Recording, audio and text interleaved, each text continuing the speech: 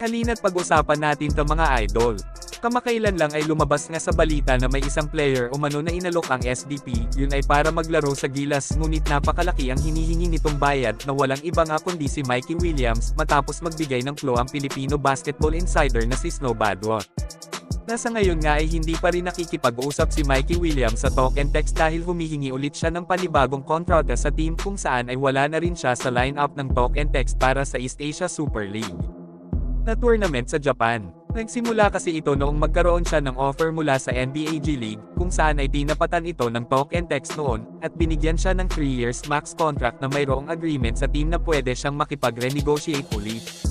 Na ngayon nga ay ginagamit niya na ang close deal na ito para sa kanyang hinihinging malaking kontrata, at babalik lang siya sa talk and text kapag nagkasundo na ang kampo niya at sila ni MVP para sa kanyang malaking kontrata. Well, wala naman duda na isa nga siya sa mga player ngayon sa PBA na pinakamagaling matapos manalo ng 2 times finals MVP sa loob ng 2 years, ngunit ganun pa man ay never nga natin narinig yan sa mga datihan ng players na magdemand ng malaking kontrata sa kanyang team. At samantala mga idol ay may pinatutunayan naman si DeAngelo Russell sa kanyang ipinapakitang laro sa preseason.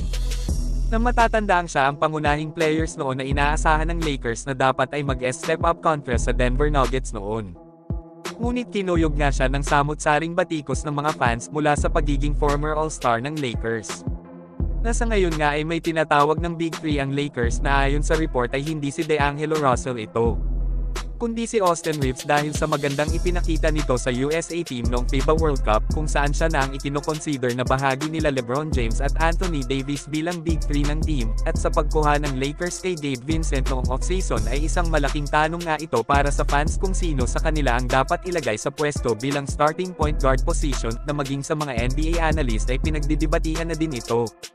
Ngunit ngayon preseason nga ay pinapakita ni D'Lo na siya ang karapat-dapat para sa starting point guard ng Lakers.